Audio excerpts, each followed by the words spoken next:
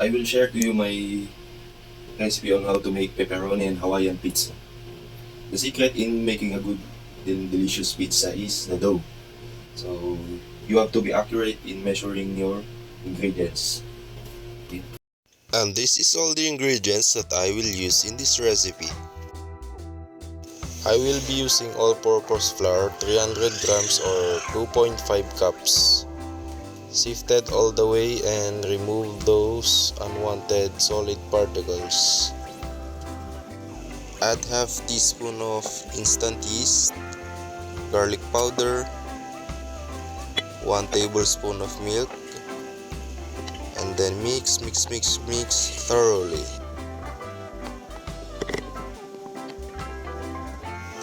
In a bowl, add 1 cup of lukewarm water, 1 tablespoon of oil, 1 teaspoon of salt,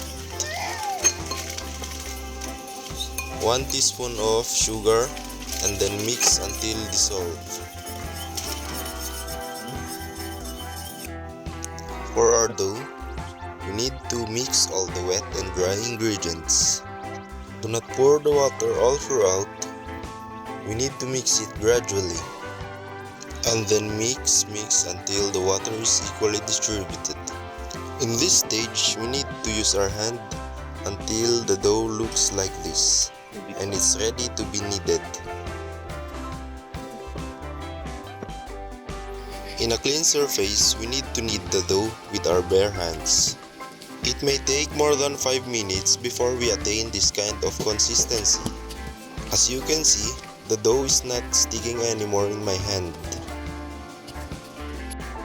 When we pinch the dough, as you can see, it won't stick in our fingers anymore.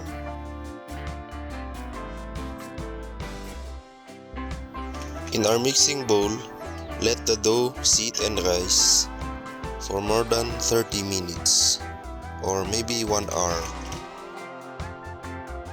Cover with a cloth and wait until the dough is double in size. After 30 minutes, as you can see, the dough has doubled in size. It is slightly sticky. So we need to sprinkle some cornmeal in our working table. We need to divide our dough into 2 pieces.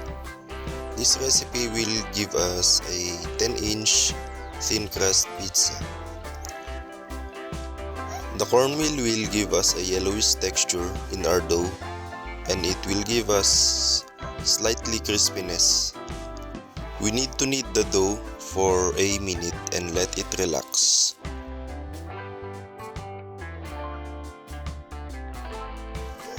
Use a roller to flatten our dough and to shape it circular.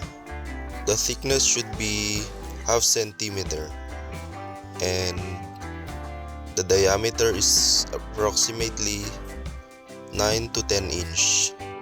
Let it sit and we will cook our toppings and sauce. For the sauce, I'm using Italian spaghetti sauce and some tomato paste. For the pepperoni, we need to half cook the toppings as well as the toppings for our Hawaiian pizza.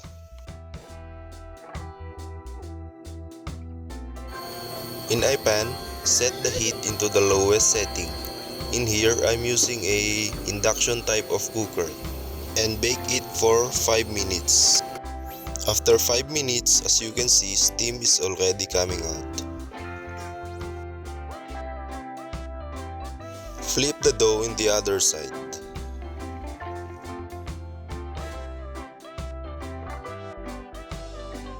Texture should be yellowish and dry. Poke the surface of the dough using a fork.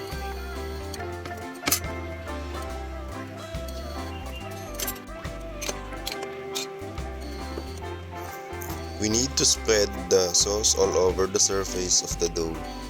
No need to worry about the sauce, it won't spill because of the tomato paste. Add your preferred toppings in your pepperoni pizza. For me, the perfect topping for a pepperoni pizza is onion, dried oregano leaf sprinkled all over, and some grated cheese. After 5 minutes of cooking, this is what should be the pizza look like. For the Hawaiian pizza, the same process a while ago. Cook the dough in the lowest setting of fire for 5 minutes. Flip it in the other side and add your preferred toppings. In here, I put ham, bell pepper, and pineapple tidbits.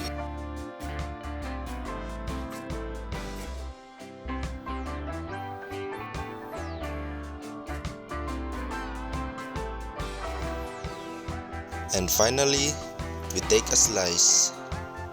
We don't have a pizza slicer and I'm using a scissor. The pizza is perfect and delicious, so no need to buy those expensive restaurants.